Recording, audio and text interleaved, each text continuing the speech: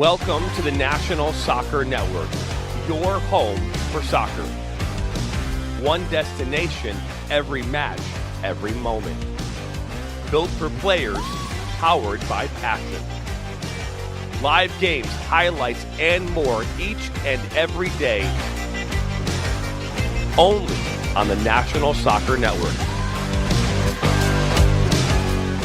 All right, everybody, welcome back into Inside the Game podcast. We are a soccer nation. Have such a deep appreciation for hyper-local, community-based, lower-level soccer. There's going to be millions of fans over here that want to watch and consume as much football as they can. What you are doing is important.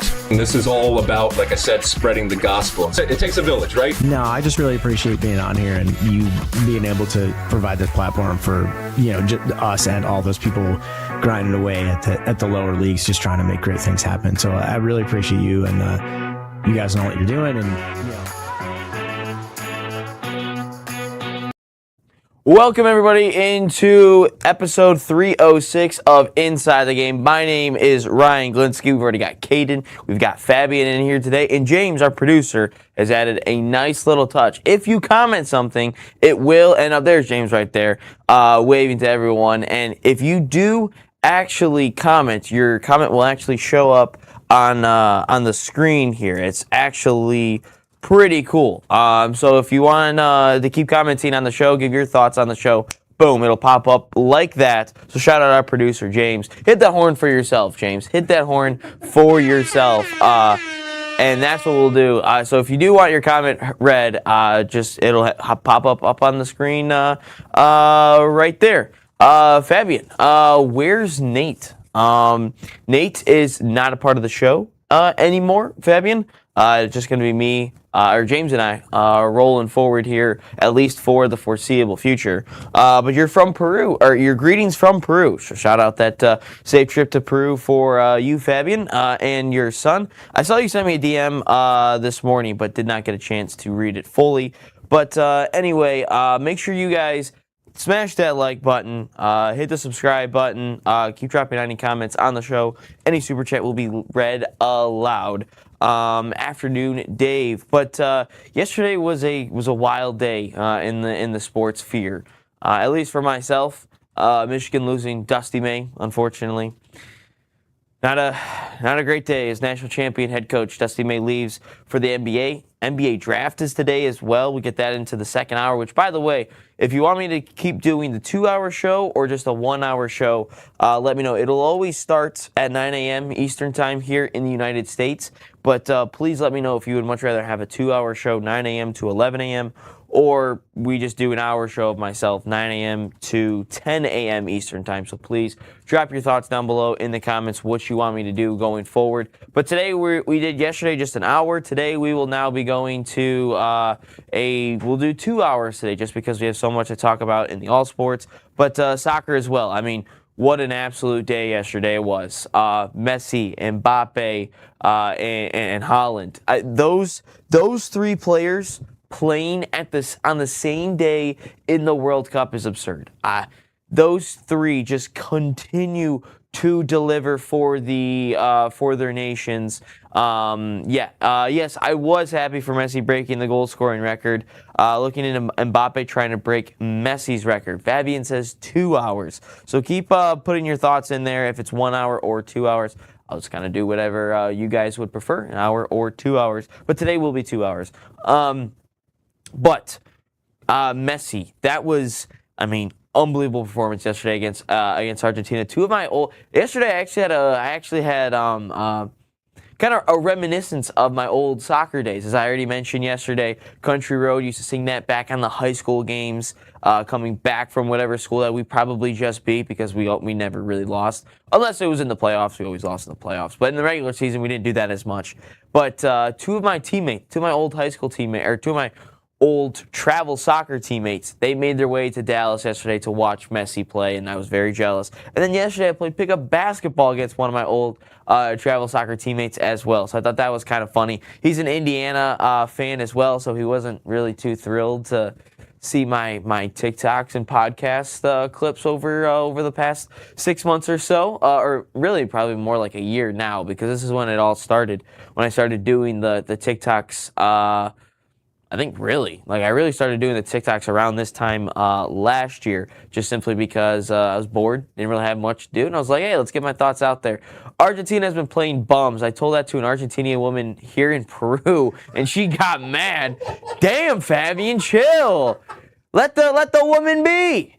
Let the woman be. I mean, damn. I told her that Maradona and Di Maria was better. I wouldn't say Di Maria was better. Yeah, man, chill on her, Fabian. Chill, man. And they won the World Cup because of Di Maria.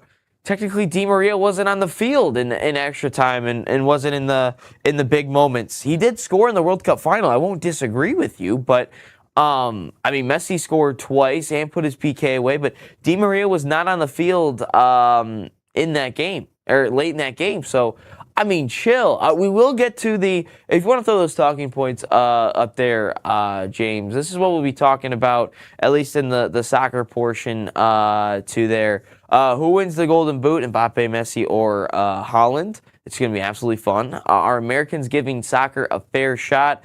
I really don't feel like they are. Barcelona and Atletico Madrid might get into a lawsuit with each other over Julian Alvarez. The World Cup bracket, is it fair or is it not?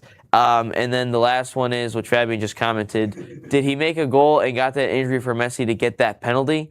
He did get a goal. Was he the one that actually got the PK for Messi? I don't recall who got fouled and who didn't. Actually, you're right. He did. He cut inside. And yeah, you're right. You did. You're right. And then question of the day will be, American, how can we capitalize on everything here in trying to create soccer its big thing? But that's what we'll be talking about.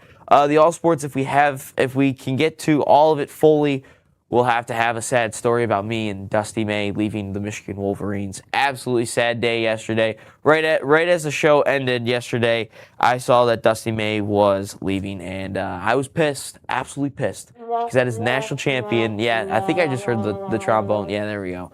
Yeah, no, absolutely sad.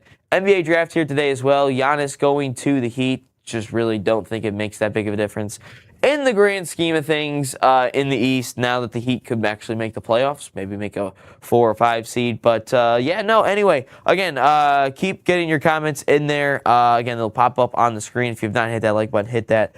Make sure you guys subscribe to the channel, because our views just continue to be popping off. Did a couple of videos late last night, right before I went to bed, about Scotland, and they popped off this morning when I looked at it. So make sure you guys stay tapped in. Again, we have all your coverage for the World Cup. Again, we are just about through match day 2, not even to match day 3, which let me just pivot to this real quick. I absolutely love the fact that the World Cup has the match day 3, the groups playing at the same time. I know that on Friday, that means we'll have to change our thumbnails actually to the watch parties. It'll have to be group whatever watch party, because they're playing at the same time. So we're gonna have to change that to group whatever party because they're both playing at the same time. I absolutely love it. I think it's a great idea from FIFA, because you just don't want those people. You don't want, if one team's automatically through, you don't want that next game to not be as exciting. Man, those people from Peru were consoling her while my son was training. My wife told me, bro, what the hell? Yeah, man, you can't attack an Argentinian woman and be like, yeah, man, Messi sucks. Or tell her that Argentina's playing bumps. I mean, you can't do that. It's like me coming out here and saying the Knicks did not win the NBA championship and say that the Spurs were the better team, which the Spurs were the better team. But I'm just saying, I can't come out there and say that, because all of the Knicks fans will attack me. So, I mean, I'm just saying, there's certain sensitive fan bases in this world. The Knicks are one of them. The Indiana football fan base is up there. Michigan State athletics is up there. Ohio State football is up there in terms of softness. I think the Manchesters are both very soft. Real Madrid fan base is super soft. Tottenham, man. I think Tottenham, I don't really know. My son with Pulisic, Freeman, and your boy Diego Luna. Can't wait for you to be in 8 years. I don't think Diego Luna is going to be there, Fabian. Maybe your son probably has a better chance of making the U.S. men's national team in 8 years than Diego Luna. If Diego Luna did not make this World Cup roster, I don't see him ever making a World Cup roster. I'm just saying this was his best chance, and he did not get it. So, more on all that as well. Should be a fun, exciting time. But I do. This is the main point I was trying to get to here.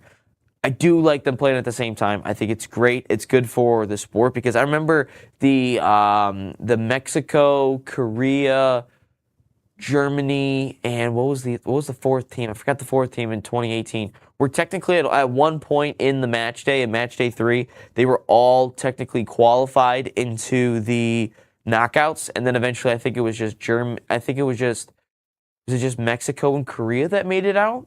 I think maybe Sweden, because I know Sweden was the fourth team now. I don't remember who it actually was. So. Props to FIFA for doing something right there. Should make an entertaining match day 3 because if you really look at it, I mean, all the groups are pretty much actually like in play still. I think all of them are. Maybe not. I know Czechia could still technically get through over South Korea. I know Mexico is. So as it stands right now, Germany is through.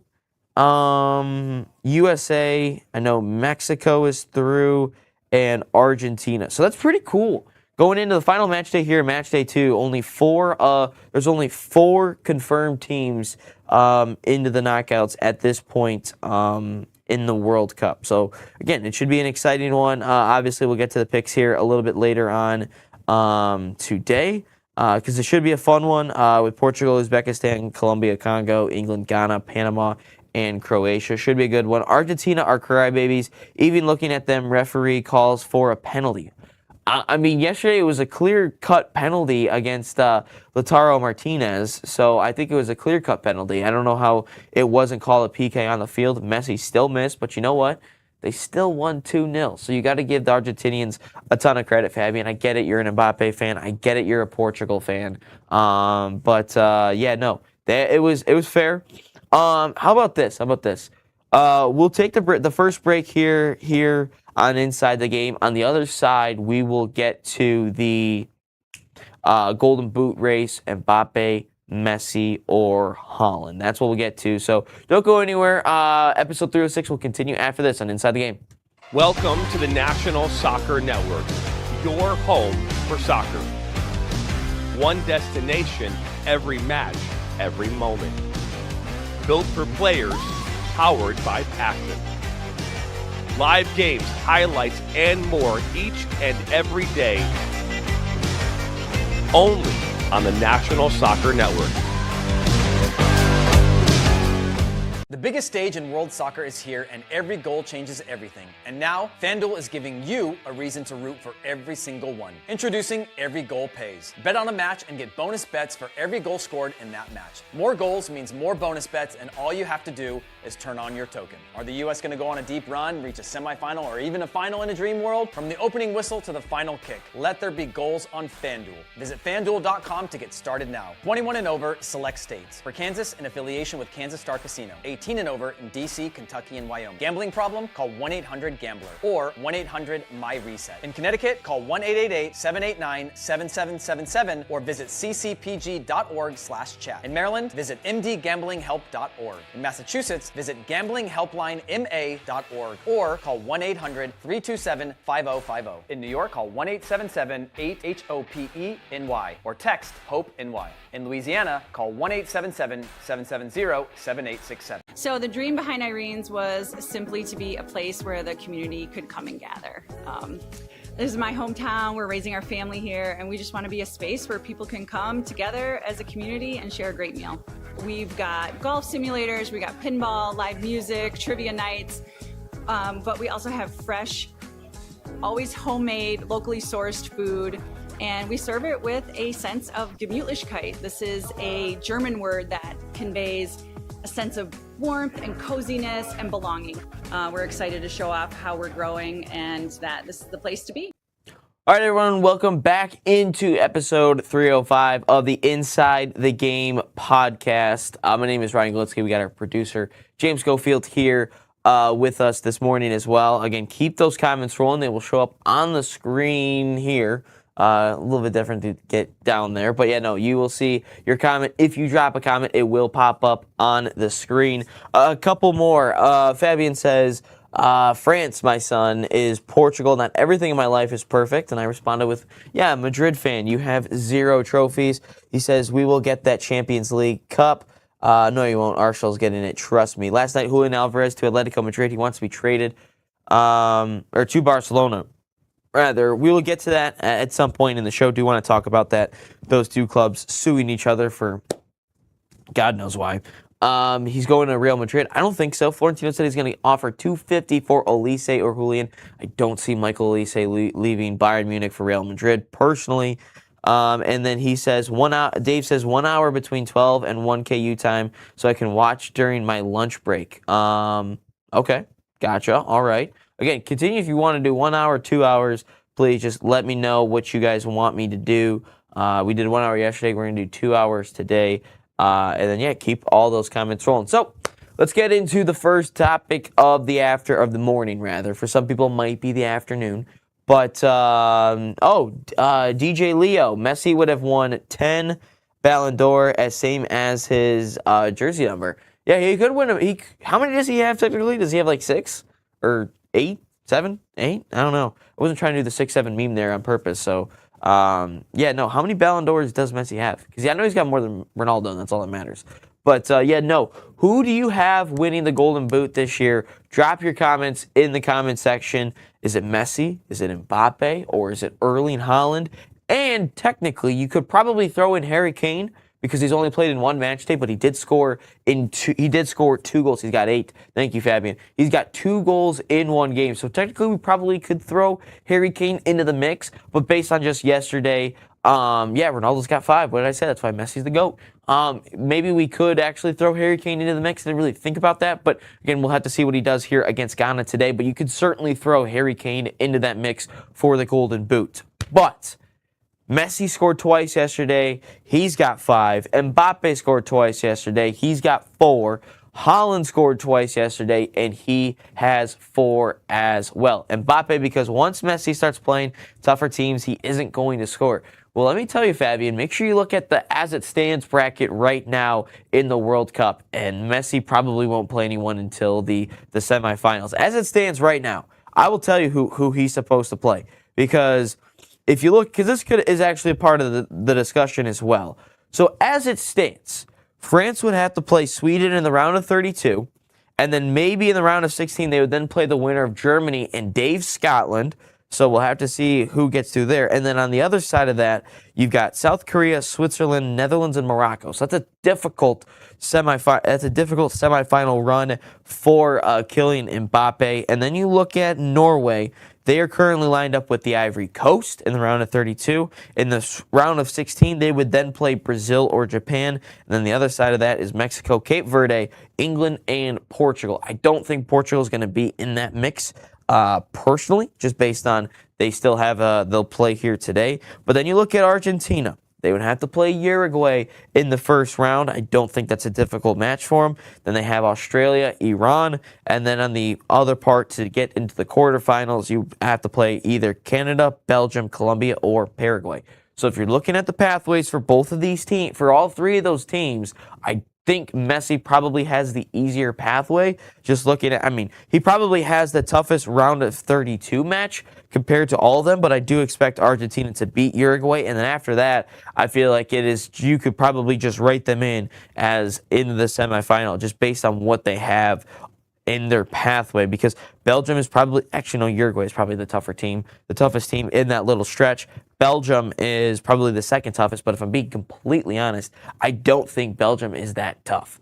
I think that they are just miles off what they used to be. I don't think they're that tough. I said they're the most failed golden generation this past weekend after they drew with Egypt, so I don't think Belgium is that tough anymore. The FIFA president is in love with Messi and gives Argentina an easy way out. If USA had to play against that Argentina bracket, we would be easily in the semifinals. Well, the USA did beat Uruguay back in the fall. They beat Iran in the last World Cup, and they've already beaten Australia. Canada has beaten us recently. We've already beat Paraguay. and Belgium would be a tough one. So I could potentially see that happening for the U.S. men's national team if they were to get that. But look, right now I'm looking at all three players. I think who's going to win the Golden Boot? I think it's Messi. I think Messi is going to ultimately win the Golden Boot. Why? A, he takes the PKs. I mean, all three take the PKs. So that's number one. Number two is the players, it feels like the Argentinian players just force the ball to Messi all the time. I said that how many times in the live stream yesterday that, man, they are just trying to force the ball to Messi to grab that goal.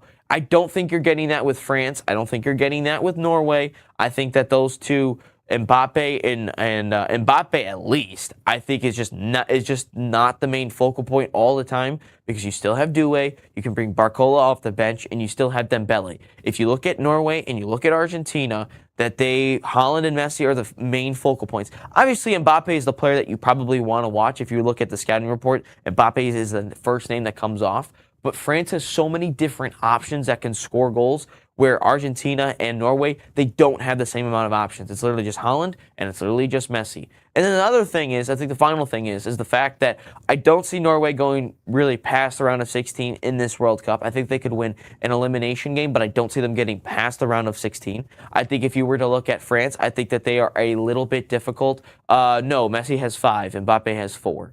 Remember, Messi scored a hat-trick in the first round against Algeria. Mbappe only scored twice against Senegal. So Messi does have the lead right now and broke the record, obviously, yesterday. But impressive performance yet again from Kylian Mbappe. But I just don't see a path where Mbappe is going to score every single goal leading up to like a World Cup final. I still think that France will most likely make the semifinals as well. But I think that France just has too many options. There are too many cooks in the kitchen, as they do say over in Europe. I just don't think that they have all the. I think that they aren't just going to mainly focus on Mbappe. If you look at the goals so far scored in this World Cup, it's mainly been Mbappe creating a lot of the chances. If you look at Messi, yes, he has created at least on 2 of the goals.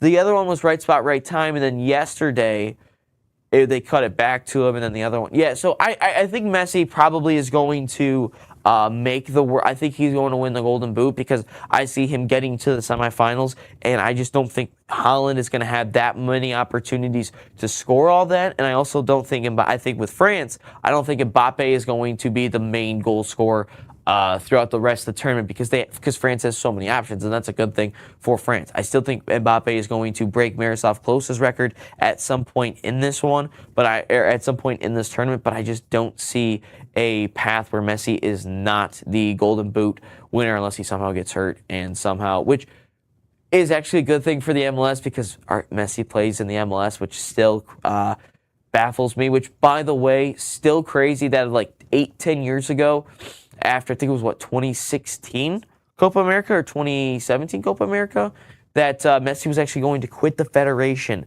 and Scioli and Fernandez, who might now be going to Real Madrid, Fernandez, Julian Alvarez, and a couple others just told Messi, like, look, man, we want to play with you. We want to be able to share the same field as you at some point with the national team. And we've already seen what Messi's been able to do the last couple of times around with the Argentina men's national team. He's won a Copa America, 2 Copa Americas, and he's won a World Cup. Now, I think we can now enter Harry Kane into the mix.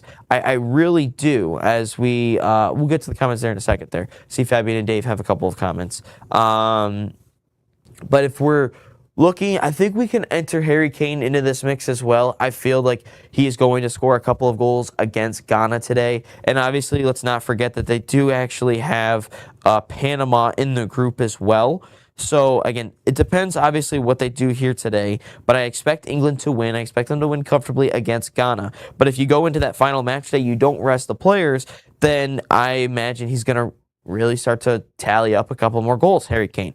But I think you can enter Harry Kane into this mix as well. I know, obviously, right now they haven't played the same amount of games. Harry Kane's only scored twice, but he's on pace for the same as Mbappe, Messi, and Haaland. So I think we can also enter Harry Kane into this mix. Technically, probably we could we technically throw in Flo Balogun? He's got 2 goals, right?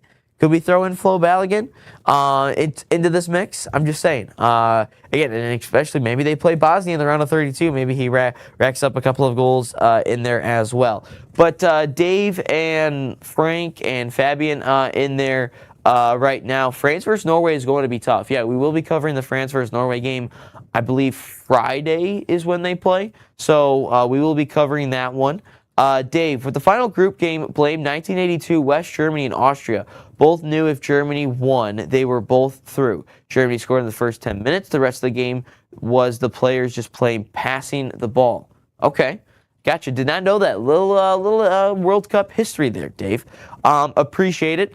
Frank has now entered the chat. He says hello to you too, Frank. I did not know that. I did not know that, Frank. I did, Dave. I did not know they did that, but it makes total sense. I mean, if you know both of you guys are through, and all you have to do is just draw, or all you have to do is let a team win, then yeah, I could see that happening 100%. But I do like that both of them are playing on the final match day. I think it makes everything a little bit more fair. But no, I think, again, keep dropping the comments on the Golden Boot. Who do you have winning? Messi, Mbappe, Haaland. I think probably we could throw in Harry Kane. Maybe some people are like, hey, Flo Balogun might get it done. I'm just saying, Flo Balogun could get it done, which with yesterday, I thought the Senegal-Norway game was unbelievable. I thought it was a great game yesterday. But if you actually look at, which, thank you, James, France versus Norway, it's really just going to be the whole group watch party, because Senegal and Iraq will play each other at the same time, so we'll keep up on both, but mainly France versus Norway. But no, this is going to be a fun World Cup. I think we're going to get to historic numbers in all of it. Kane is winning it, says Caden. Well, yeah, we'll have to wait and see, and we'll have to see if Kane can add 2 goals here today to at least get himself kind of right back in the mix, but I could see he's fully capable of doing that.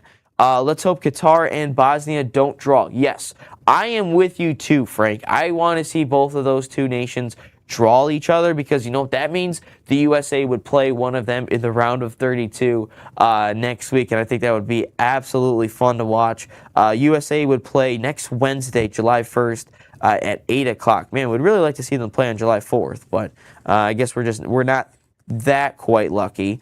Germany will be playing on July 4th if they get through, but that part of the bracket will be playing on July 4th. It would be cool to see the U.S. men's national team play in the World Cup on July 4th. I think that'd be pretty cool to see that. But yeah, no, I would rather see USA play Qatar or Bosnia. But as it stands right now, USA would be playing Algeria because they beat Jordan yesterday. But we'll have to see exactly what happens. But no, I think these 4 players. Let's just throw Harry Kane. Let's stop just pretending that Harry Kane probably will not score more goals. But let's throw those 4 players in the mix. I think we're going to see historic numbers thrown out there with these 4 players. I mean, with the amount of goals scored in a World Cup, like just one single tournament, I think that we are going to see a ton of record breakings. Currently, Just Fontaine holds the record for the most goals scored in a single men's World Cup, netting 13 goals dating back to 1958. And then before that, Hungarian, shout out my Hungarian folks, 1954 with 11. Jared Mueller with West Germany scored 10. And then really since then, I mean, we haven't really seen anything. Ronaldo had 8 in 2002. Mbappe had 8 in 2022. But it feels like that is going to be broken. I think Mbappe is going to break his own record. Fabian, I need USA to get to the semifinals. I just dropped $1,000 on it. You just dropped $1,000 on the USA, making the what? 85-1? Why would you do that? Why would you drop the USA? Oh my God, Fabian. Why would you drop $1,000 on the USA to make the semifinals? I don't even believe the USA is going to make the semifinals. I would at least probably wait to the knockout draw to see exactly what they're doing. But man, it would be a nice payout. Yes, Frank, that is the Brazilian Ronaldo, not Cristiano Ronaldo. I don't know Ronaldo. Ronaldo has at least 3 in a World Cup. I'm sure he scored 4 or 5. in a World Cup tournament, I think it's probably 4. But yeah, no, I don't know why you would drop a grand on USA to. Hey man, it's that's you, man. I personally would not do that. That's just me. Yeah, no, Frank. As it stands, USA would play Algeria. They'd play Egypt and Czechia in the next round, and then they'd most likely probably play Spain in the quarters. I'm a firm believer on my team. Well, the Knicks did win a championship, so I could see why you would want to say that. Friday is really important for the USA for their round of 32. Yeah, 100%. Well, I think it's technically Thursday is when that they play. I think is when Bosnia, Qatar, and all those guys play. So I think technically it is Thursday that is the most important day for the U.S. Oh, maybe they don't. Does Canada? When? Tomorrow. Oh, tomorrow actually. Tomorrow is the most important day. Really. They play the best third, and no, they are lined up with Bosnia and Qatar. I'm pretty sure. At least if you look at the most likely to play, I think they're lined up with Bosnia and Qatar, because if they finish first out of that group, they play on that team. I'm like 99.9% sure. Knicks, Yankees, Giants, Real Madrid, and USA making the semifinal. The Knicks already did it. The Yankees, the Tigers just beat the Yankees yesterday. That's right, Fabian. The Detroit Tigers beat the Yankees. That's 4 straight. We're now like 10 games under 500. The Giants, I don't see them doing that. And Real Madrid already failed to do that in the Champions League. I don't see the U.S. doing it. As much as I would love to see the U.S. somehow make a semifinals, I just don't see a way where they do that. But again, Golden Boot, I know, but I mean for the entire allocation, they are searching the best third for points. All right, we'll have to see. Again, I'm still confused how the whole third place thing truly works out. But yeah, no. Obviously, do we think Harry Kane is going to? I know in one season they all win. I don't think that's going to happen, Fabian. But do we think Harry Kane is going to score twice today? Do we think that this man, Harry Kane, who I absolutely despise, with his time at Tottenham and obviously with Bayern Munich, who I'm just not about a parlay? Fabian, please tell me you're not going to put the Knicks, Yankees, Giants, Real Madrid, and USA making a semifinal in a parlay, bro. Please tell me that they're not going to, wow, make your buddy, the producer, eat White Castle and shave his head if the USA makes the semifinals. James, would you do that? Oh, James is going to do it. For money, though, too. For money, though. Okay. Do a drive. Okay, all right. It looks like we would need a super chat to do that. Wow. All right. Did not expect that to happen. By the way, James, just so you know, obviously I know you're new, but Fabian he wants us to do a whole bunch of challenges. Fabian forgot about the Blazing Wing Challenge. He wasn't even in the chat for me doing the Blazing Wing Challenges. I ate two in like 20 minutes, thanks to Frank and thanks to James. So, yeah, no. Oh, you already did it 3 months ago. Damn. Okay. Did not know that. Let's see here. Frank, 12 third-place teams by points, goal difference, and goals scored to select the best 8. Bosnia or Qatar must therefore win tomorrow to have 4 points and a realistic chance of qualifying a draw. Okay, gotcha. But I'm pretty sure they played the first third-place team in that group, I think. Could be wrong, but I'm pretty sure that's what I've been reading. But do we think Harry Kane's going to add 2 goals here today? That's what I need to know if anyone thinks that, because I think Harry Kane is going to score 2 goals today, and boom, he's right in the mix, because after 2 match days, we're going to have Messi on 5, and we're going to have Mbappe, Haaland, and Kane on 4. And then we go into the final match day, Argentina, who I don't recall exactly. Oh, he was flying. Gotcha. Well, you missed the Blazing Wing Challenge. I don't really know if I'm going to do that ever again. But Fabian says no to Harry Kane scoring twice today. But obviously, Mbappe and Haaland would play each other next. So we'll have to see if someone scores there. I don't really see Haaland scoring against France. And if he does, he only scores 1 time. Now, Mbappe scoring multiple times against Norway, could 100% see that being the thing there. And then Argentina has Jordan next, so I could see, damn, bro, chill. chill on Saka, man. Chill on my star boy Bakayo. Chill on him. He's got an Achilles injury right now that he's dealing with. That's why he's not playing at his best. I really don't want Saka to be playing a whole lot, to be completely honest with you. I wish he would just go home and rest before he gets into training back with Arsenal, and we continue our quest for a treble next year. But I think Messi's probably going to score a couple against Jordan. I think Harry Kane is going to score a couple against Panama and Ghana, so I think we could see that. But I really feel like, no, not happening at all. I do not want Diego Luna on my Arsenal team. I'm telling you that right now. Do not want to see that. But I would really love to see these four players score, a ton of goals. We said that, really since World War II, actually no, not World War II, at least since the last 30 years of World Cups, we've only seen 8 is the most. And we've seen it with Mbappe, and we've seen it with R9. Jordan did not, Michael Jordan. Oh, talking about the country Jordan, Fabian, not Michael Jordan. But obviously we are going to see with them seeing James. James, do you love Fabian? Do you think he's cool? Do you like him?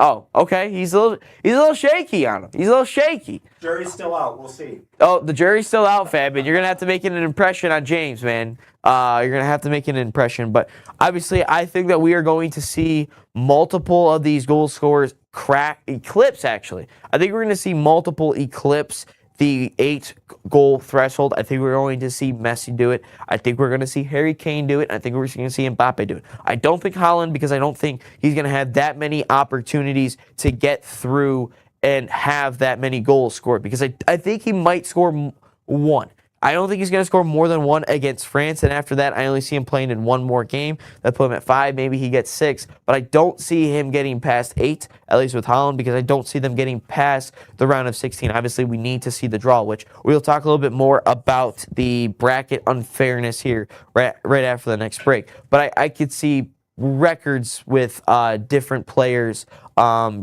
eclipsing that 8-goal record that we saw. Not a record, but 8 goals here in 2022 with Mbappe scoring 8.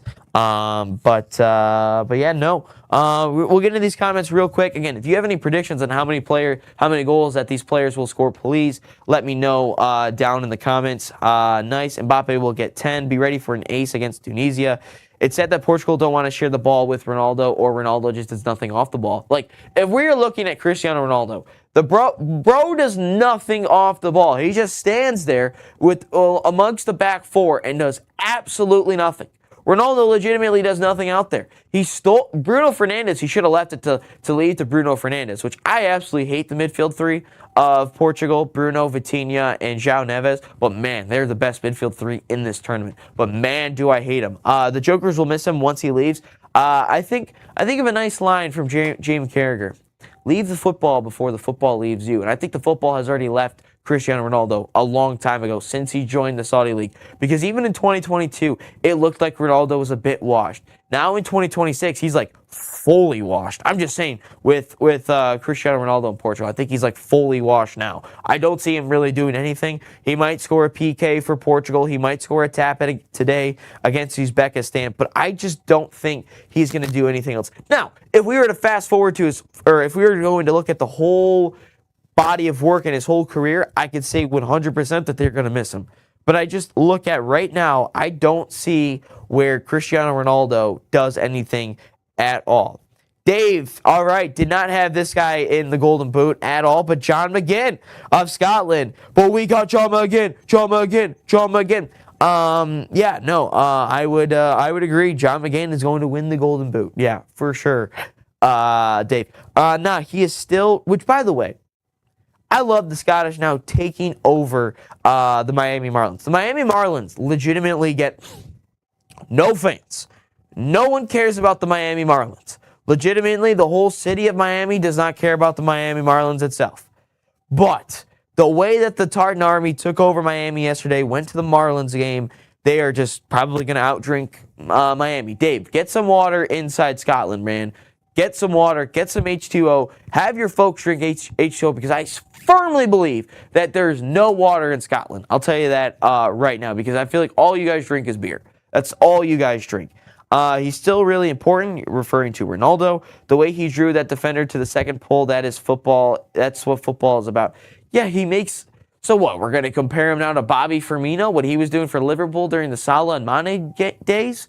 Yeah, he just drives forward. He just eats up space. No, that's not what Ronaldo's supposed to do. Ronaldo's supposed to be like this greatest player of all time. Well, Messi still has all the attention and everyone goes to him, but he creates. Ronaldo does nothing off the ball. He does nothing. Yeah, he might drag a couple players out of position every now and again, but he does nothing off the ball, and he's still so self-centered. Ronaldo's so self-centered still. He just got a massive ego. Anyway, but let me add this last point before we get to a break here, and we'll get to the bracket unfairness, or it's fair or not, whatever it is. But if we look at what's going to happen after this World Cup, we already said that this World Cup is going to be the end of the road, end of the line for Messi, Ronaldo, Modric, Neymar, Neuer, Courtois, all those types of players.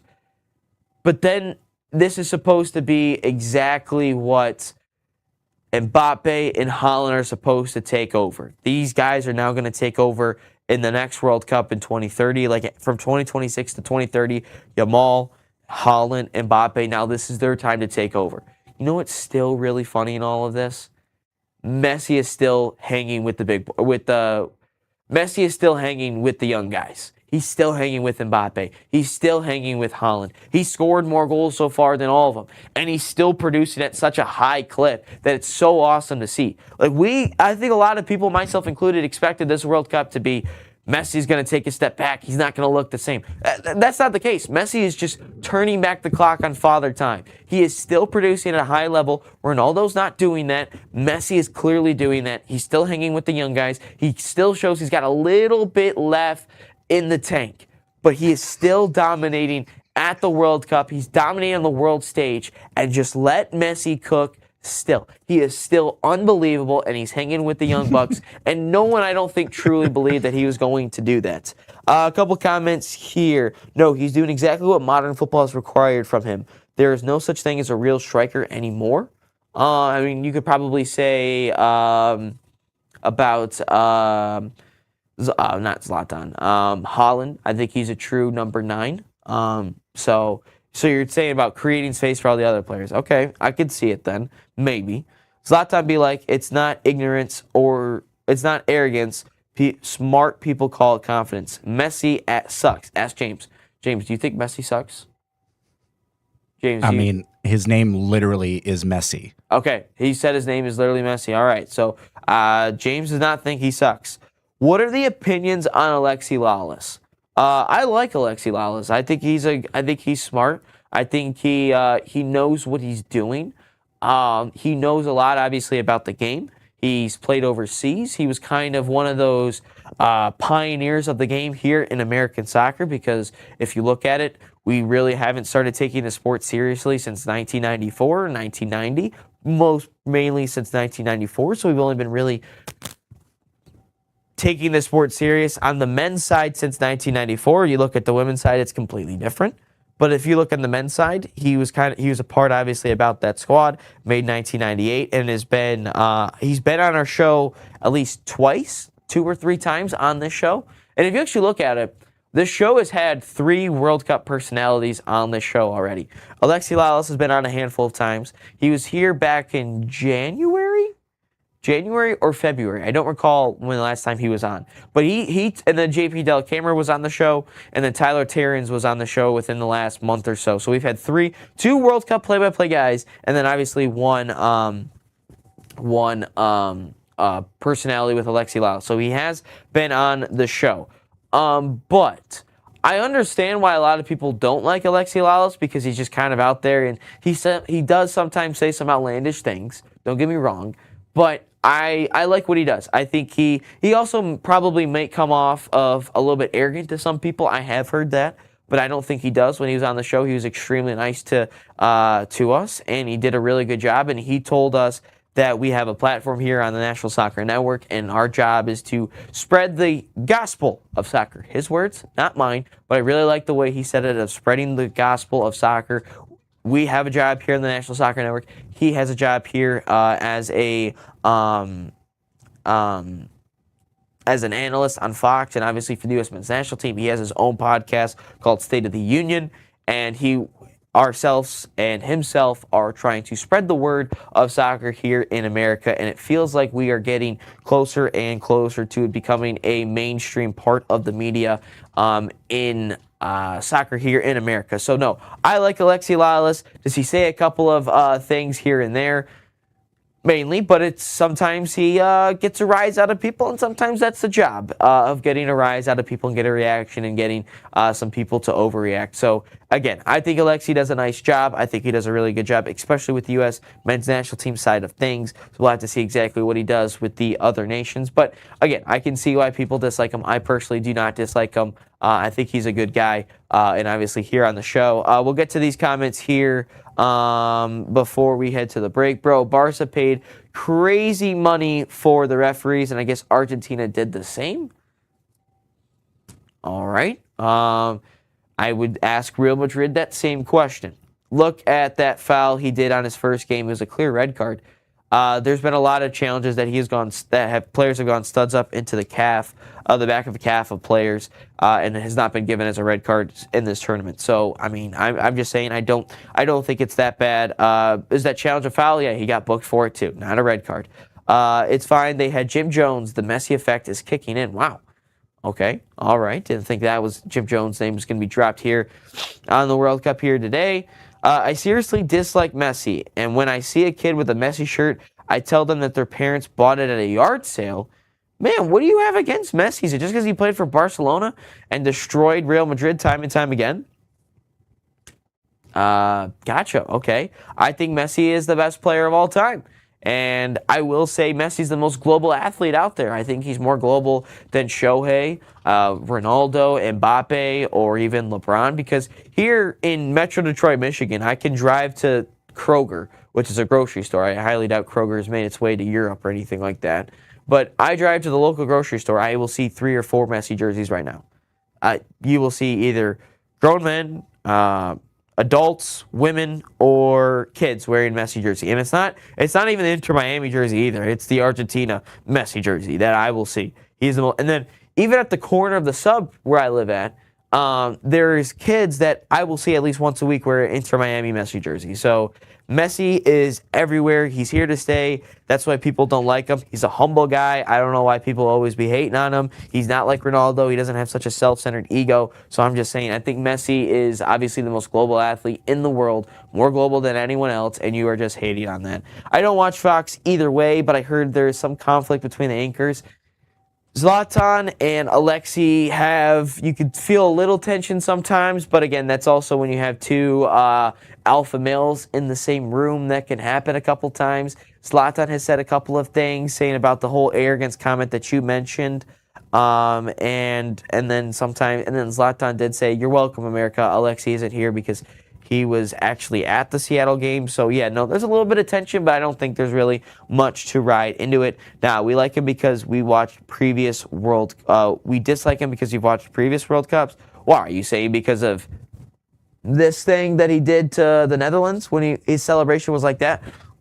He did. Louis van Gaal, you can thank for the reason of that. He dissed a handful of Argentinian players in the past, and some of friends of Messi. So yeah, that's what's gonna happen. But as Fabian says, hit that like button. I don't know how many likes we're at here on the video today, but make sure you guys hit that like button. Make sure you hit subscribe if you haven't already. We got the World Cup coverage here. Make sure you guys like the stream, share the stream. Any super chats will be read aloud as always. But on the other side of this, we'll get to the World Cup bracket. Is it fair? Is it unfair? Or not? We'll get that on the other side of the break. So episode 306 will continue right after this on Inside the Game. And you're up.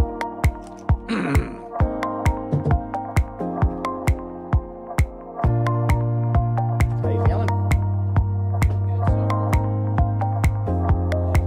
By the way, if you notice the turning, that's when I know, but I did it because that's when the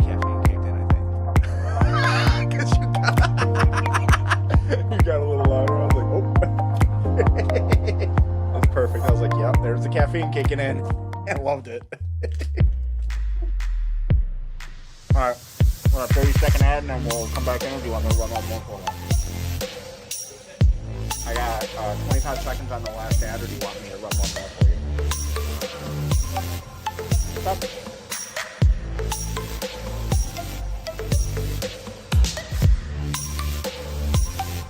You're muted. It's because you're monitor. I'm gonna run the Flint City Bucks.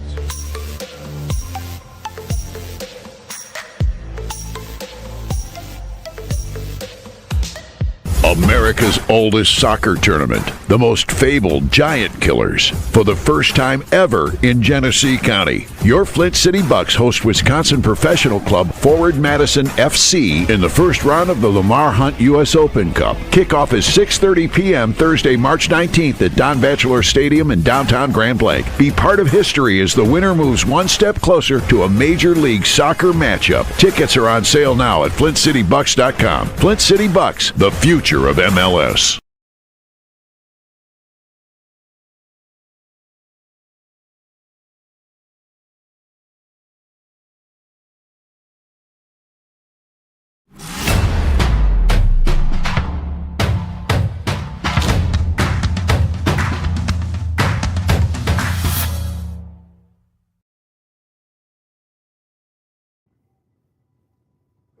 Oh, all right. Welcome back into Inside the Game. Appreciate everyone that has hopped in here today. Again, I guess maybe we had some audio issues there, but yeah, apologize for that. But yeah, no, welcome back in. Let's see here. Make sure you guys hit the like button, share the stream, and like it. Hit the subscribe button. What about the Barca and Bayern commercial? Fabian, those camps have already ended, so no need to keep advertising them. So, yeah, no, those camps have ended. We can hear the audio. I can hear James. He doesn't like me now.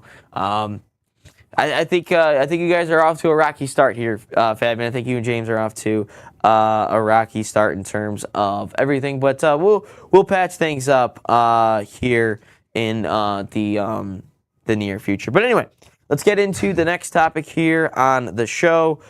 We will have we are gonna, again, there are our talking points. We are going to be talking about the World Cup bracket. Is it fair or not yet? Then obviously we still got to get into the Barcelona Atletico lawsuit and Americans giving America a fair shot. Okay, well, we're going to have to get into we still got a lot to unpack here in an hour. So again, also, if you want an hour show or a 2-hour show in the near future, please drop it in the comments. So far, we've had a vote for 1, and we've had a vote for 2 hours. So please drop those in the comments here this afternoon or this morning. So again, if you want that or not. But anyway, let's get into, is the bracket fair or not? Because right now, if you were to look at the World Cup bracket as currently constructed, again, we are not looking at, what it could be right now. This is just as it stands right now. Obviously, it's not going to stay that way. But if you look at the top half of the bracket and you look at the bottom half of the bracket, you could feel maybe a little bit of toughness, at least in certain spots of the World Cup, where you have Germany potentially playing France in the round of 16. You could then have the Netherlands playing Morocco in the round of 32. You could potentially have Brazil-Japan in the 32, with Norway playing Brazil in the 16. As it stands currently, England and Portugal would play each other in 32. And then Argentina really doesn't have to do anything in terms of making a semifinal as currently constructed. But if you are looking at the table, I think we could potentially see, instead of Colombia in that spot, we could potentially see Portugal instead of them. So again, just something to keep an eye out for in terms of all of this.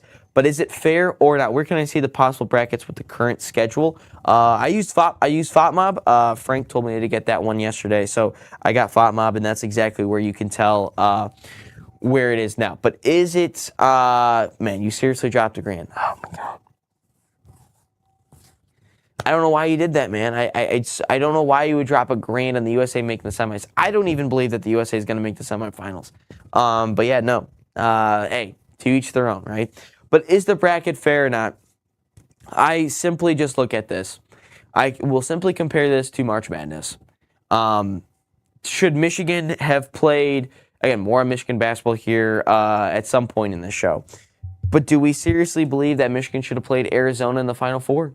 No, they shouldn't have. Should some regions in the Final Four have, yes, that's exactly how you spell it, Fabian, FOTMOP. That's exactly how you spell it. But are we being honest that, like, certain teams should play each other in the brackets? No, I don't believe that they should always. There's certain teams that get a short end of the stick. Like, if you were to look at which one was it? The Champions League. Arsenal finishing first, and they got an easier draw to the finals. It's weird how that works. It's a team where they could have in college basketball, they get 25 and almost 30 wins, and all of a sudden they get a tough draw in the Sweet 16 rather than the 1 seed who gets all the way to the Elite 8, and they don't really have to sweat it all until they get to the Elite 8. That's just how the draw will sometimes work. And if we're looking at previous World Cups, I mean, the USA drew the Netherlands in 2022, and we had to play them, and we lost, and rightfully so. So it is just the luck of the draw sometimes. That's exactly what happens. It's not rigged. Don't come out here and say, oh, well, Argentina is, got the fair end of the stick. I also want to tell you guys 2 things. One, FIFA's going to protect its cash cow, and that's Messi. They're also going to protect the second cash cow, that is the host nations. And we had JP Delacamera on the show back in the winter, and he simply said that it is better if a host nation goes far in the World Cup. Do we really think in 2014 Brazil had the toughest end of this? Did we really think Brazil had a tough draw in 2014 going from Chile to Colombia, who those teams were kind of carried some momentum, really weren't that good? Then they eventually played Germany in the semifinals. They avoided some really tough teams until the semifinals. Look, the better that the host nation does, the better that the tournament overall will do. Because why? Because those host nation, the citizens and the fans from that host nation are going to pack out every single game, and also you can do this a little bit more. If FIFA and the World Cup can get the cash cow and Messi as far as possible as they possibly can, meaning a semifinal or even better, and if they can get the host nations to go even better, that's exactly what they are going to do. They want those 2 things. Fortunately, this year, you've got 3 teams who probably shouldn't be protected in terms of everything because USA, Mexico, and Canada really aren't that good compared to the grand scheme of things here in international soccer. They're really not that good, but that's the reality of it right now. If you now go into 2030, Spain, Morocco, and Portugal are now going to be protected. Those 3 nations are going to be protected come the knockouts, and they want them to go as far as humanly possible. They want those 3 nations to go as far. Technically, probably Uruguay and Argentina, just because of, I think you're going to see the World Cup played on 2 continents in 2030, just simply because of the whole commemorate the 100 years or whatever it is. But that's what it's going to be. And FIFA needs to protect those. And sometimes some of these nations, the big boys, may have to take a hit. They may have to play a tougher team in the first or second round before they get to a quarterfinals or a semifinals, simply because those 3 nations, Canada, Mexico, and the U.S., and Argentina, 4, are going to have to make it as far as possible. That's the reality of it. That is the real reality of what they are doing here. They need Messi, and they need the host nations to go far. Do I think Canada gets past the round of 32? No. Do I think Mexico gets past the round of 16? No. Do I firmly believe that the USA could get past the round of 16? Yes. I think they could get to the quarterfinals, and that is simply it. That's as far as they will go. In order for them to get past the quarterfinals, they have to play perfect. They have to play the best game of the U.S. men's national team's history to do anything. They need to simply somehow do that. And I don't see a reality, and I don't see a world where the U.S. men's national team plays perfect for 2 to 3 plus games. I don't see it. I really don't see it. Could they sneak their way into a quarterfinals? Yes, they could. And I think that's as far as they go. Is that a massive success? Is that a massive success for the U.S. men's national team? Yes, because now all of a sudden you will now have had 6 games of seeing the U.S. men's national team play on the grand stage, and now you will see the world tune into that team 6 times. You've also seen the American people tune into that team on the 6 times in this World Cup, and that ultimately is going to captivate the U.S. men's national team and captivate the fans, and hopefully at some point those two things can collide with each other and just sprout the game of soccer here in America. That's obviously what I'm hoping for and what Americans can do. Is the bracket a little bit top-heavy compared to the bottom? A little bit, with France and Germany and Norway. Even some of the best third-place teams and some of the best second-place teams are actually going to play each other early. And obviously, when you're looking at a tournament, you want to see the whole, you want to see the best teams play each other. I think you want to see that. And we'll have to wait and see how it all plays out. But sometimes you've got to do with what you were drawn with. And obviously, some teams are going to get a worse draw than some of the big teams, or some of the worst teams. It's just how it plays out. Is it fair? Some would probably say no, but I think it's as fair as it comes, because we witness with March Madness as Americans every single year. Well, this region's harder than this region. They got a layup. They got a harder region. It's just the way that it works, man. It is the way that it works. And I'm just saying that the U.S. men's national team, Canada and Mexico, got a little bit of a easier draw than the rest. And we're just going to have to wait and see how it all plays out. No, it is not rigged at all, as much as some people want to believe. Everyone thinks sports are rigged in general. But no, I don't believe that it is truly rigged. But is it fair or not? Again, get those comments in or not. We're going to step aside here for a quick second. We will talk probably about the whole Julian Alvarez to Barcelona, Atletico Madrid, Barcelona suing each other right after this. 306 will continue right after this on Inside the Game.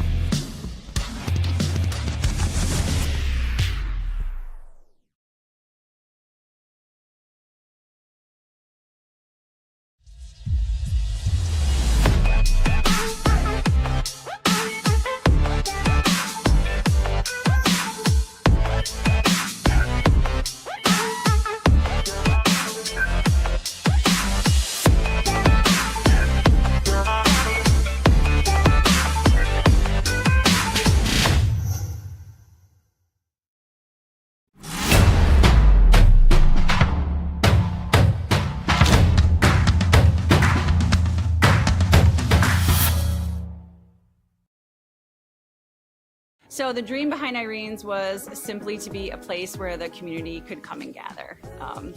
This is my hometown, we're raising our family here, and we just want to be a space where people can come together as a community and share a great meal. We've got golf simulators, we got pinball, live music, trivia nights, but we also have fresh, always homemade, locally sourced food, and we serve it with a sense of Gemütlichkeit. This is a German word that conveys a sense of warmth and coziness and belonging. We're excited to show off how we're growing and that this is the place to. All right, welcome back here. Episode 306 here on Inside the Game. My name is Ryan Glinsky, producer James Schofield here with us this morning. This will be the crew going forward here on the show.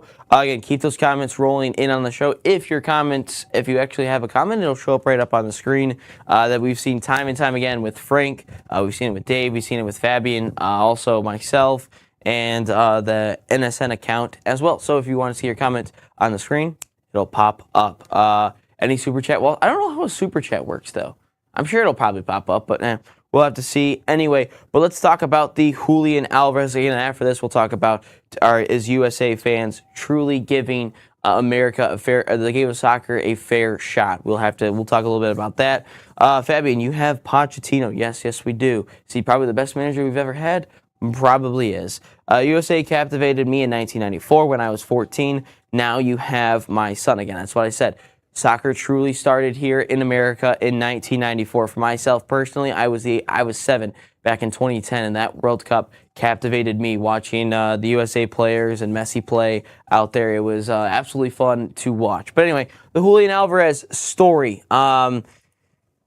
So yesterday, I believe after the game, Julian Alvarez, or it was before the game or after the game, was stated that he wanted a transfer away from Atletico Madrid. And apparently Barcelona is the destination that he wants to go to, or at least one of the destinations. And apparently that is not allowed because Atletico is now coming out to say that they have not, which I learned this morning actually, about Julian Alvarez and this whole Atletico Barcelona situation, is the fact that it was after the victory, by the way, which he admitted the best thing is a transfer because he wants to fulfill his dream. And apparently, Atletico and Barcelona tensions are starting to rise simply because, apparently I learned this today, if a club wants to sign a player, at least attempt to sign a player, they have to get something in writing and send it to the club that they intend on buying that player.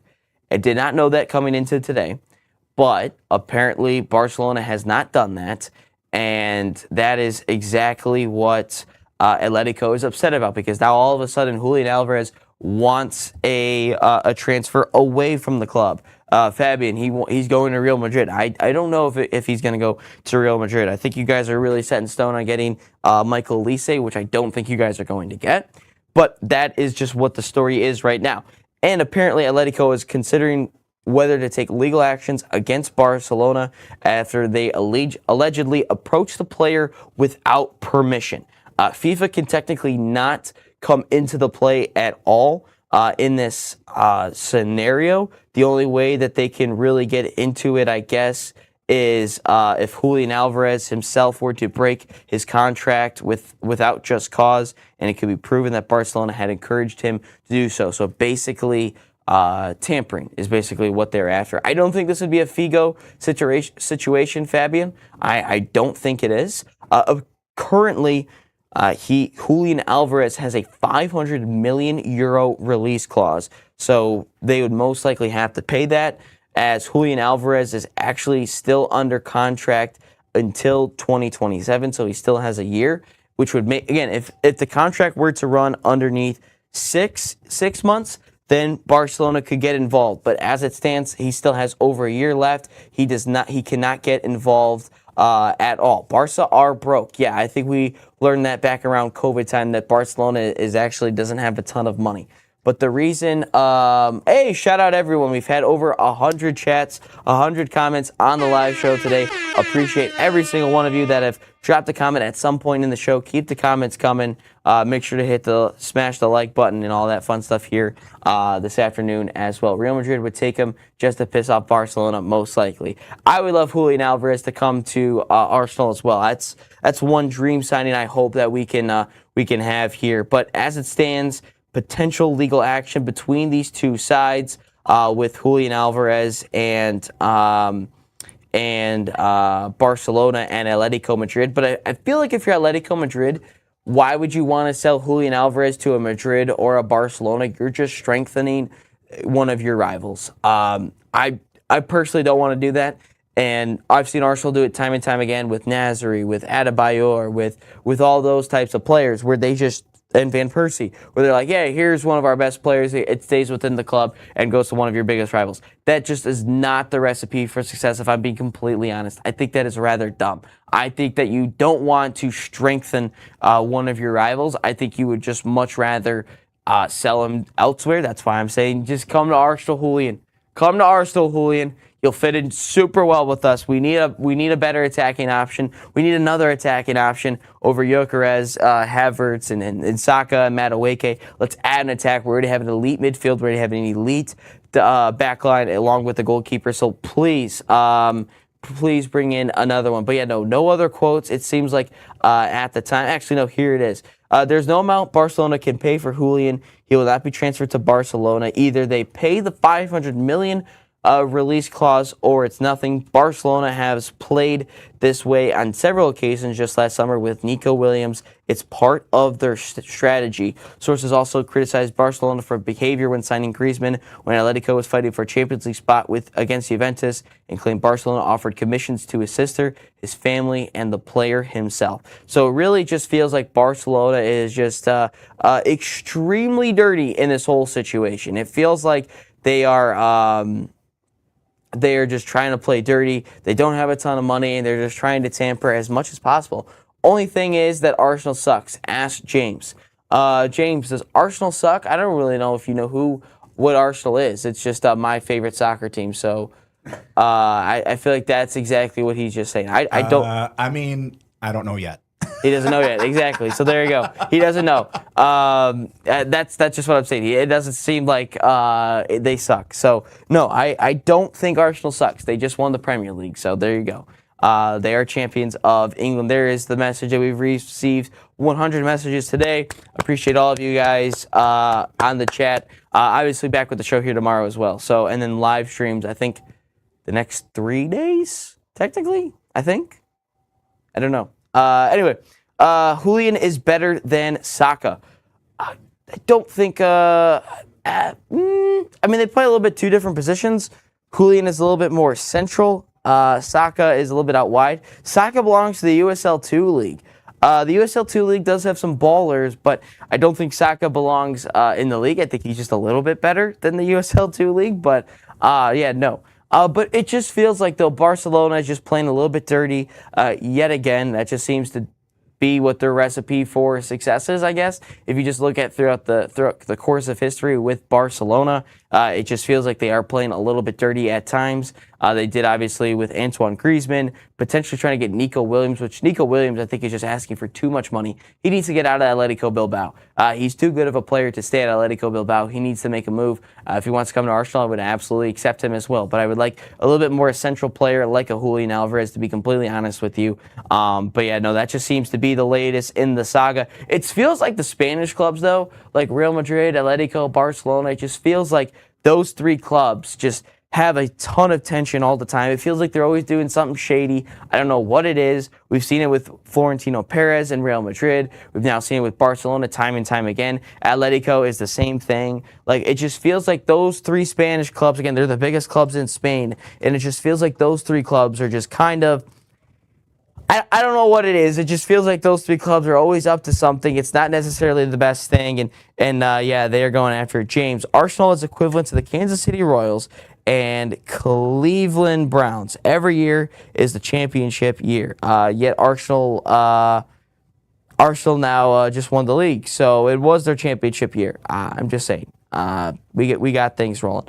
But anyway, that's the latest news on Julian Alvarez, Barcelona, and Atletico. Again, if you've got any resolutions, if I'm being honest, if Julian Alvarez were to leave this year, it's probably abroad. It's probably to an English club or an Italian club or a German club, whatever it is. But I don't see him going to a Barcelona or a Real Madrid simply because of the fact I don't think they want to strengthen a team like that. And obviously with his contract running up next year, maybe they run it back again. This is a club that made the Champions League semifinals a year ago. So we'll just have to see exactly what comes in place. We'll actually talk about in the next thing, are Americans giving soccer a fair shot here? That's the next topic. And then we'll probably talk a little bit about the Milwaukee Bucks, potentially, and my guy Dusty May leaving the Michigan Wolverines. I haven't seen Real Betis, brother. They have drama as well. They got 4th place. All right, well, I'll have to get educated on that, Fabian. But anyway, 306 will continue right after this, and after these messages.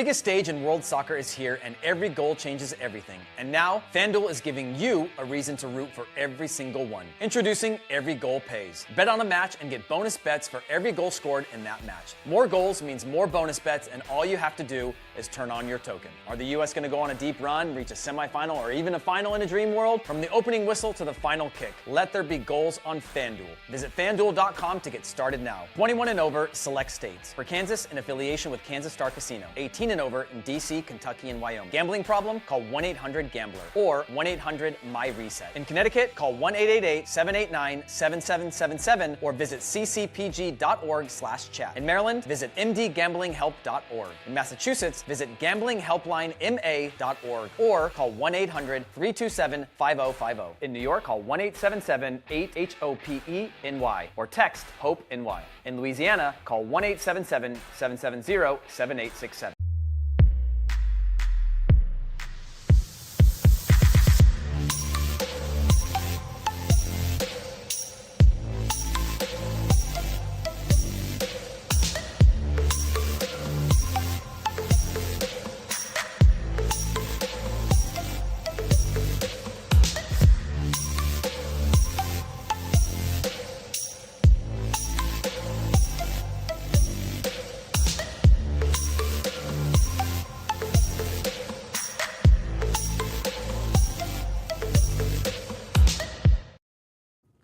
All right, final 45 minutes to go here. We're into the final second half of the episode 305 of Inside the Game. Again, my name is Ryan Glinsky. We got James Schofield, our producer, here this afternoon. Final soccer topic of the morning is going to be, are Americans giving soccer a fair shot? Because I don't believe they are. I think there are still a group of people out there that automatically see a flop and it's like, all right, we hate it.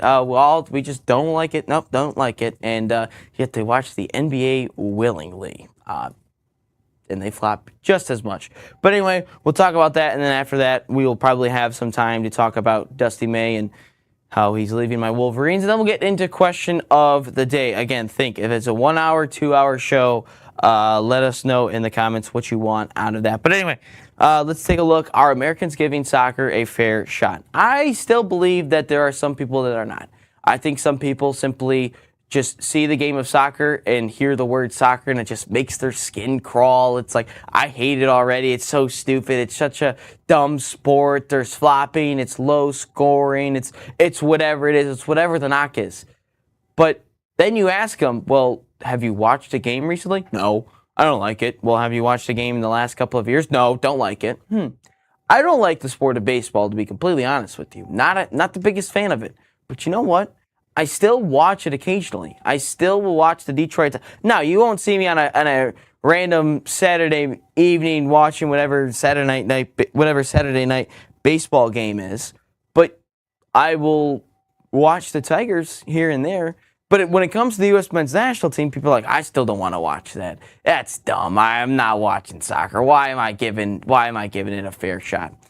I think simply that in this country, that obviously football is like way up here.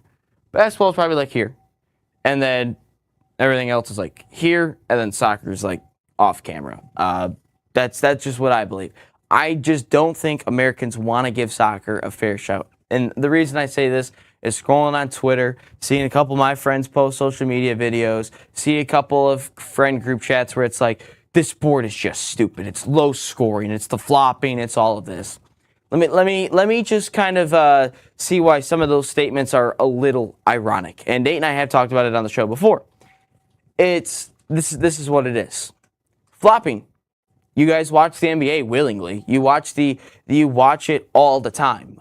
You guys see Shai Gilgeous-Alexander flop. You see LeBron flop. You see all of those players flop. William is in the chat. He says nice. Well, William, haven't seen you here before. Welcome to Inside the Game and the National Soccer Network. Thank you for joining us here this morning. So shout out to you, William. But they watch all the flopping. Second thing is, well, you know, it's low scoring. How do you watch a cross-country meet 0-0? There are certain people that watch NFL offenses that are horrible and score like 2 touchdowns a game. Or their college football programs that are absolutely awful and score 2 touchdowns a game. Let me tell you something. Football just makes up points. Football in totality is, if a score is 21-14, it is 3-2 in reality, because, and we saw that yesterday with France and Senegal, because a touchdown is worth 6 points all of a sudden. A PAT is 1, so you get 7 points on a possession. A field goal is 3. I don't know how that makes sense when a PAT was just worth 1. So in football makes up the storyline. Some people are like, well, the sport's not fast enough. It's too slow. They just pass it back and forth. Have you watched the pace of baseball? There's a stoppage every 5 seconds. Have you seen the pace of it? So the Americans that say those types of things, there's flopping, it's too slow, and there's not enough points scored, they're just being hypocrites. Why? Because the sports that you watch and love on a daily basis do all those 3 things. But when all of a sudden you put shin pads and you kick it, it's like, oh, I hate it. I don't like it. It's like you would have just seen like someone just have horns out of their mind and call them crazy or something. I don't know what it is. But you just see all of a sudden people kick the ball around, and it's all of a sudden it's the worst thing there is. Yet the NBA willingly flops on a daily basis in a game. We've seen why everyone hates SGA. Jeremy Fears at Michigan State as well flops a ton.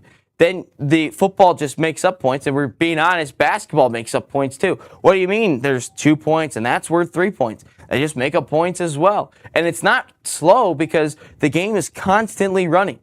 It's constantly going. Soccer is done in 2 hours. Like, no matter what, it starts on time. It's not like the NBA where, yeah, the game's going to tip off at 8:30. All of a sudden, we're going to start at 8:45, 8:50. Yeah, we're going to wait for that. No, it starts at 7 o'clock. It's going to start at 7 o'clock, and you know it's going to be done by 9 o'clock. Unless we're in the knockouts and we get into a PK shootout and we get into all this and that. But we know for a fact that it is done in 2 hours. And I just feel like when it comes to the U.S. men's national team and it comes to this World Cup, that there are just certain people that just don't want to admit that it's growing a little bit. I just don't think they want to attempt to like it. Look, some of your teams are just horrible, and they've been horrible forever. I'm wearing a t-shirt for one of the teams that have sucked for the last 15 years, the Detroit Red Wings. Yet people willingly watch the Red Wings on a daily basis during the season. And obviously, Dylan Larkin, our captain, is going to get traded at some point. The Lions have sucked for... James, how long have the Lions sucked for before, like, 2022? Well, let's put it in perspective. The only time they have ever won a championship is before the Super Bowl even existed. So. Exactly. That's what I'm saying. Like, people willingly watch the Lions on a weekly basis, and it's like, well, you know what? The Lions suck. So, we're not going to talk about that. It's like, well, we love the Lions if they don't win anything. The Buffalo Bills, they don't win anything. Like, these teams don't win anything, and their offenses sometimes suck, and it's painful to watch. Like, I look at the Steelers' offense for the last 5 years. It's been horrible. It's one of the worst offenses. The Tennessee Titans have been one of the worst offenses. Like, look, soccer is simply, I think if you dislike soccer at this point, you just haven't given it a fair shot. Because when I talk to people, or I talk to people on social media, it's, well, have you watched the game? No, I haven't. Well, have you watched like at least the best play, like France and Argentina? Like, I get it if you don't want to watch it because of the U.S. The U.S. just isn't good. Like, that is completely fine. Like, I get it. They aren't good. But have you watched a Premier League game? Have you watched a Champions League game? Have you watched La Liga? Have you watched Argentina? Have you watched France? Have you watched them? No, you haven't. You just don't want to watch it because you don't want to like it. But you haven't given it a shot. Sometimes I've been told, well, Brian, you just haven't given it a fair shot. Most of the times I give it a fair shot, I just don't like it. Like, for instance, music. Eric B. Rakim. I don't like them. I hope to God my dad's not in the chat, because then he's really going to get mad at me. I've given them a fair shot time and time again. Not a huge fan of them. The Beatles. Not a fan of the Beatles. Don't really like them. And I've listened to a handful. I've listened to their music on separate occasions. I don't like Queen, and I've listened to their music on separate occasions. I don't like them. I think that they're only popular right now because of the movie that came out, Bohemian Rhapsody. I don't like them, and I've listened time and time again to all 3 of those groups, and I just don't like them. That's just the reality of it. I just don't like them. But when it comes to soccer, I don't think the average American is giving it a shot. What does that say? Would you say what you said? Can't confirm what? I was saying I can confirm flat out that if you just give soccer a chance, you're going to like it, because I always said the same thing you were saying. Soccer's stupid.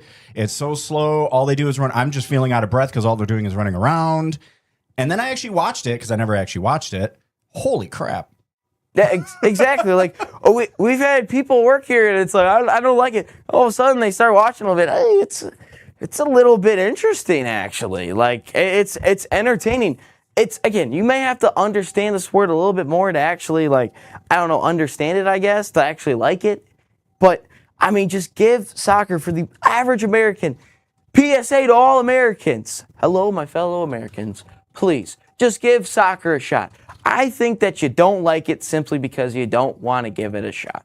I think that is the sole reason why they don't want it. James is still trying to figure out the secret time. Ryan talks, oh yeah, secret time, yeah. There are certain things, obviously, with the sport that you don't understand. Stoppage time, injury time. I call it secret time because you really don't know when it's going to end. It just ends when it ends. Whenever the referee's like, yeah, this is a good time to stop it, we're going to stop it right here. Offsides, no one knows what offsides is. Just no one knows what it is. It's almost like what's a travel in basketball? No one knows what a travel is anymore. VAR, people like it, dislike it. People like review, people dislike review all the time. Some people thinks it takes too long. I mean, if I'm just being completely honest, that's just what it is.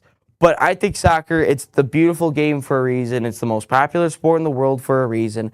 I think people just don't want to accept it fully yet. And it's not like it's covered in the media either. It's not like it's just watch the World Cup, like here, USA, watch the Prem, all this, that. If anything, it's the other sports, college athletics, which, again, some people will probably disagree a little bit about it, and that's just the reality of it. I think people just don't want to give it a shot. I think you should give it a shot, and I think that you will be blown away. Look at James himself. He hated soccer all of a sudden. He likes it because, he watched it. He got paid to watch it technically, but he had to work it. So, that's just what the reality is. Just give it a shot. You will probably like it, just like most things in life. Just give it a shot. See what you like. See, I'd firmly respect the people that watch the game of soccer and is like, yeah, this just isn't for me. I've watched a couple games. I firmly respect that. But if you were to come out and just be like, yeah, no, I don't like soccer. Well, have you watched any games? No. Well, then I don't really respect that opinion then, because you haven't given it a firm shot yet. I still think that we are just in this battle right now in the country about the game of soccer. Is like, well, a lot of people really like the sport, and then there's just a group of people that are like, they just, nope, don't want it, don't like it, don't want to watch it. They flop too much. They roll around the ground. And don't get me wrong, I think the rolling around the ground is a little too extreme at some parts as well. Don't get me wrong. I as a soccer lover, I would agree with that. But I'm just saying, just give it a chance, see what you like about it, and then go from there. Make your opinion after that. But that's going to wrap up our soccer talk here, at least the soccer portion here on the show. Please give us a like and a subscription, or subscribe to the channel as well. Inside the Game, obviously, Monday through Friday, 9 a.m. Again, if you want 10 a.m. or 11 a.m., please, hour or two, let us know. We will go from there. But anyway, we're going to have the all sports talk after this. We'll talk about Dusty May and him leaving my beloved Wolverines. Maybe a little bit about the Bucks as well. But we'll have a little bit more about this on Inside the Game right after this.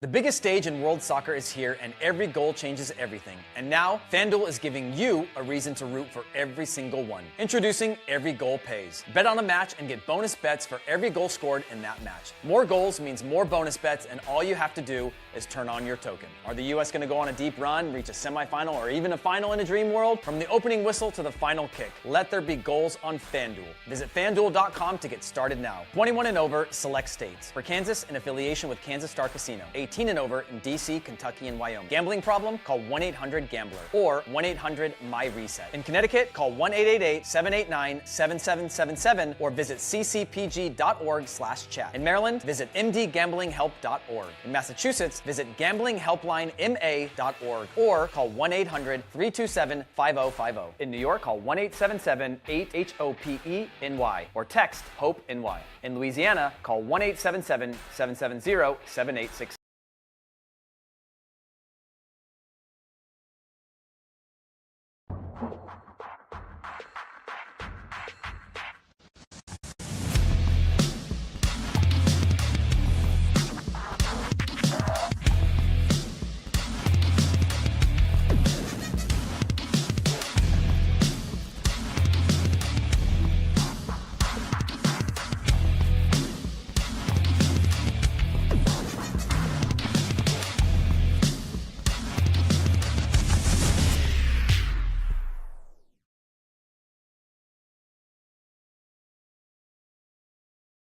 All right, welcome back, everyone, here to episode 306 of Inside the Game. Final half hour here. We will talk a little bit about...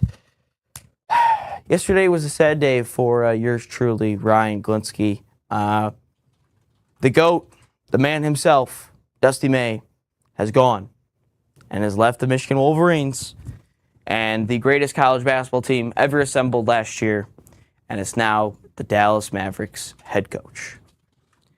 Can you do the trombone music, the sad music there? Yeah. Sad. Truly sad day. After the show yesterday, all of a sudden, just look at my phone and Dusty May to the Mavs. Had to make a video. I prematurely called out Ward Manuel, the athletic director of the Wolverines. Found out that Dusty May just did not want to be here. He did not want to be a Michigan Wolverine. And again, just could not have a normal offseason with the Michigan Wolverines. Frank Sadface, yes, it is sad. For whatever reason, the Michigan football program and the Michigan basketball program just does not want to have a normal offseason and let your boy just be calm in the offseason. It really feels like since 2019, if I'm being completely honest. Feels like since 2019, the Michigan football, the Michigan basketball programs have not had a normal offseason. Like either one or the other is just having a crazy offseason. Fortunately, unlucky that it was this year that both of them were crazy off seasons. We go back to 2019, and John Beilein. I'm on a field trip to the zoo. I'm in high school with my broadcast class. We were going to shoot some stuff for broadcast class. We're going to shoot like the animals or something. We're going to have like camera and stuff, and we're going to shoot some like cool video or something. I don't know. Right on the bus. So all of a sudden, I'm like dozing off on the bus. Get a call from the back. Hey, yo, Glinsky, check your phone. I'm like, okay. John Beilein has left for the Cavs. Not good. Not good. It's very sad because John Beilein was the man. He was the guy. And then what happens? We hired Juwan Howard. Okay. All right. In the first 2 years, it wasn't bad. Then we go to 2020. Michigan football absolutely sucked. What's the discussion? Is J.J. McCarthy the guy? Or is Jim Harbaugh going to be fired? Well, Jim Harbaugh stays around, fires everyone. All of a sudden, Michigan football's up here. I will say probably this. Then, no, because then he was flirting. Oh, that's right. Then after 2021, basketball program it's quiet. They didn't have the best of the season, but it's quiet. Jim Harbaugh is going to go to the Minnesota Vikings. God dang, man. And it was literally like minutes away of going to the Minnesota Vikings, and it's like, nope, you're not going to be a Minnesota Vikings guy. Nope. Remains with the program. All right. Whew. We're okay, but we lose defense coordinator Mike McDonald. We got to bring in someone else. All right. 2022, after that one, it was kind of normal, actually. Because you think about it, Juwan just still kind of sucked. Oh, no, that was the whole NIL thing. That was the whole NIL. Michigan wasn't going to have any. They were going to fall behind, yada, yada, yada. Okay, that's fine, I guess. NIL is not an issue anymore. Then we go to the summer of 2023. Or summer of 2024. Ohio State will beat Michigan this year, LOL. Hopefully not. Really hope not. Anyway, then it goes to the Connor Stallions, the cheating scandal.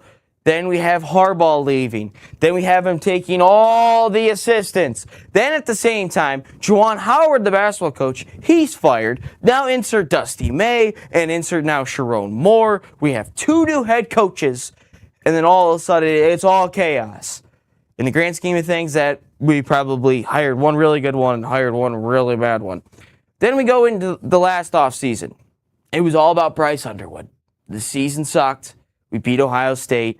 Bryce Underwood's horrible. It's all this flashiness. It's not a normal offseason either, because all of a sudden the NIL floodgates just fly open, and Bryce Underwood, who we've got to think is the greatest thing since sliced bread, is he going to be the next thing? That's the whole offseason's about. Not normal either. Bryce Underwood throws for 9 touchdowns. Or actually 11 touchdowns if you count the bowl game. Was not a great season. Now we go to yesterday.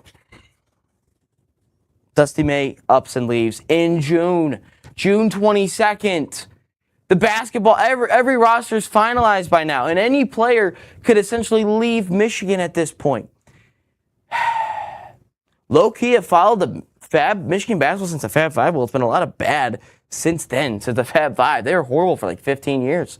They didn't really become good until like 2011. But we just could not have a normal offseason. And I look at Dusty May, and I just simply am not mad at Ward Manuel anymore. Has Ward Manuel done a lot of bad stuff? Yes. But I look at Dusty May, and I just think to myself, he didn't want to be here anymore. I think that if you're Ward, you put the new contract on his desk, and you told him to sign it. He did not sign it. And Dusty May said, you know what, I want to leave and go to the NBA. And that's exactly what he did. He is now the Dallas Mavericks head coach. I hope the Dallas Mavericks lose every single game, because now Dusty May is no longer the head basketball coach of my college basketball team, after he assembled the greatest college basketball roster of all time, which the NBA draft is tonight, technically. And I could see 3 Michigan first-rounders actually get taken in the lottery. I could see Merez, Yaxel, and Mara all get taken in the lottery here today. And Barry Sanders on Michigan Sports. I still don't believe hockey is a sport. Well, I am wearing a Red Wings hockey shirt here today. You just pissed off James, I guess, Fabian, so he might send you a message here. Barry Sanders was a dog. But yeah, no. James, why did you gasp at that? Why did you gasp at that? Listen. Don't ever about the Red Wings, all right? Don't ever talk about hockey not being a sport. Hockey is undoubtedly one of, even more, in my opinion, even a more contact sport than frickin' football even. I know they're tackling all over the place, but just take a check. Take one check on the ice. That is true. There's a lot of hitting in hockey. Actually, there's a lot of hitting. So, yeah, there you go. Well, Fabian just continues to piss off the chat. And the people here at NSN. So, yeah, Fabian, good job of continuing to do that. We love you, Fabian. We love you. Anyway, but no, now I look at the roster. Is Michigan going to be able to keep everyone intact? I think that they're going to be able to. I think you might see a couple people leave. You might see a couple freshmen leave. Trey McKinney has already stated that we will be staying with the Wolverines. Mike Boughton is now the interim head coach.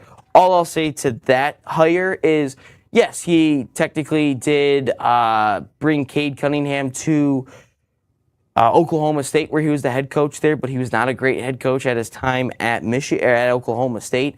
I just hope that Mike Boughton is not really the full head coach of the Michigan Wolverines. I don't want him to be full-time head coach for the Michigan Wolverines. I don't like it.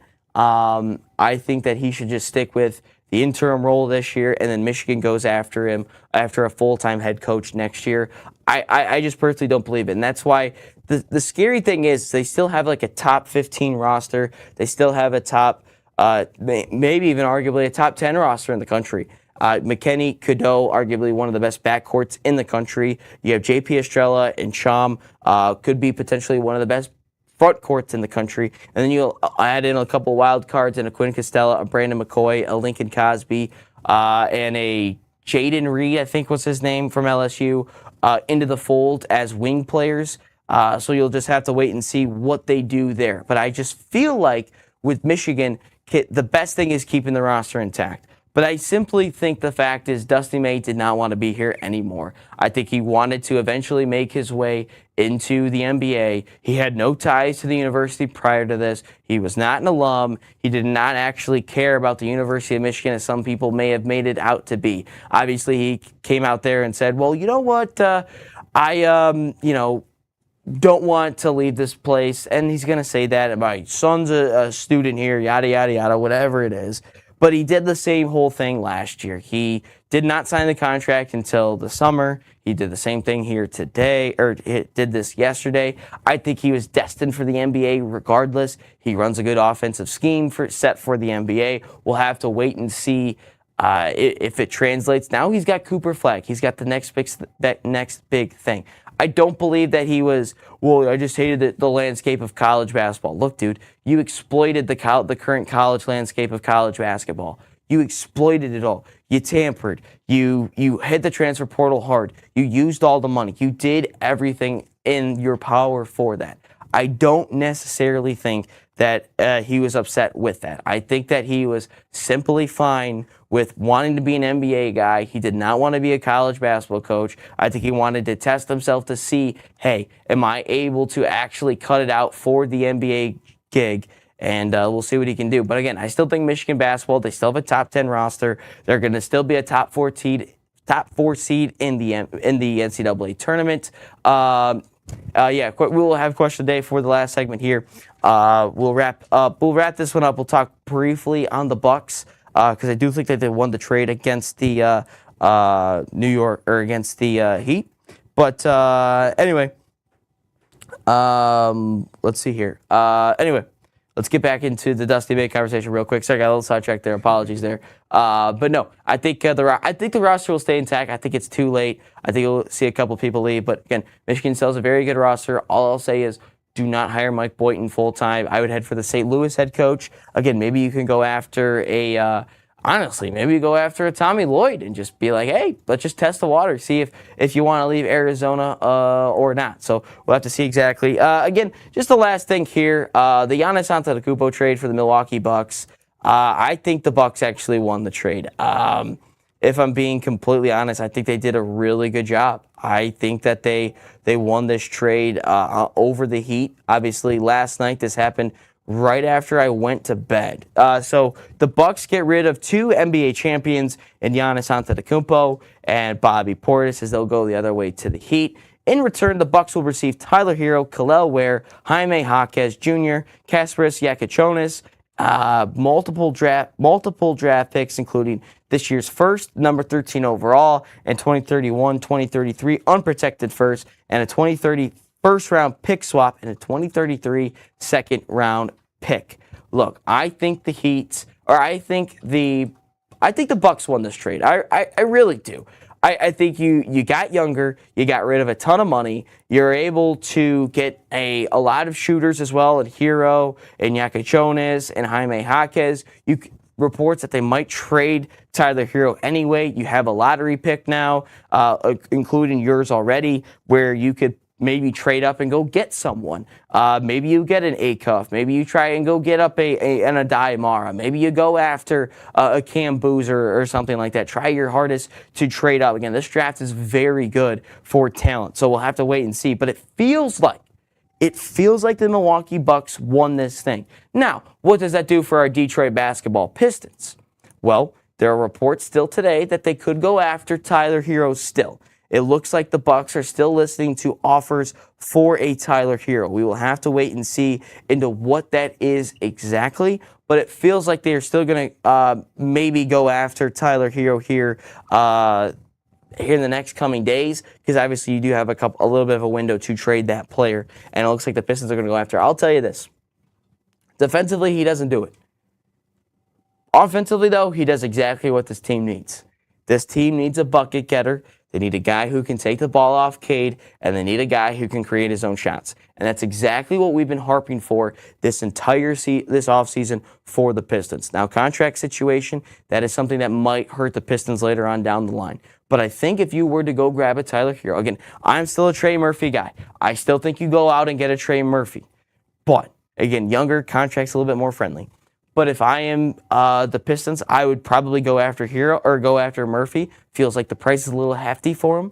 But if I am the Pistons, I still am probably going to flirt a little bit with what do the Bucks want.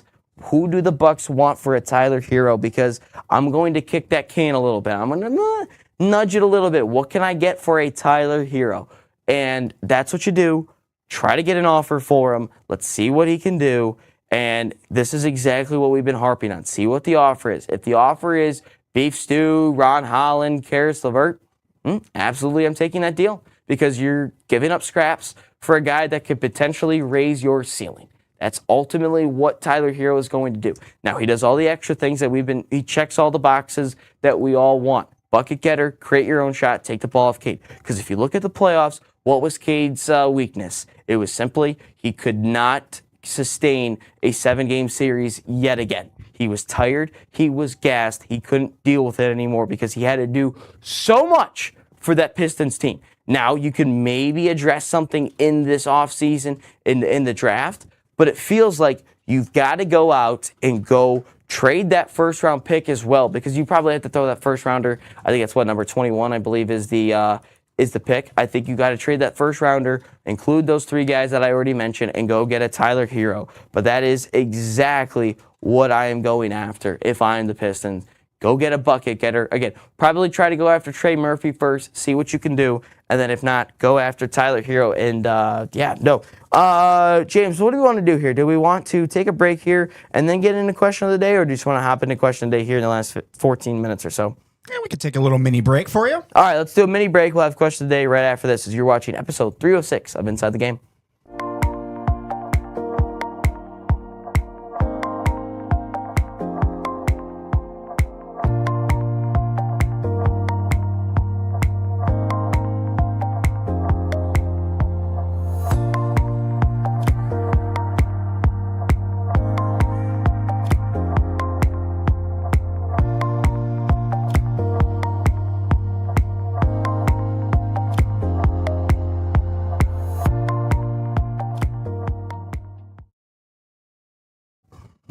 All right, episode, trying to stretch it a little bit. It's been a long show here this morning, but all right, Inside the Game, final segment here, question of the day. Again, make sure you guys hit that like button. Can we get 5 likes? We're 2 away, we're at 3 likes. Can we get to 5 likes?